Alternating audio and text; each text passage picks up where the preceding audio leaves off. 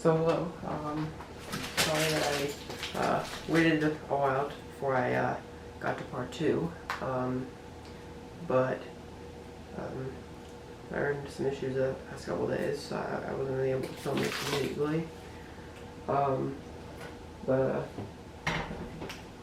today I'm going to film the rest of it. So there's the frozen pumpkin pieces in tin foil. So the next step really just to cook them So I just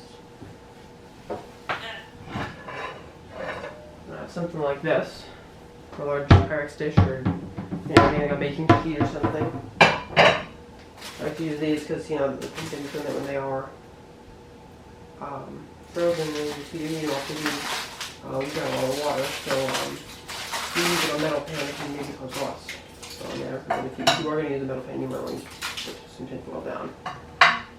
But these are much easier to clean up, so that's why I prefer these glass pans.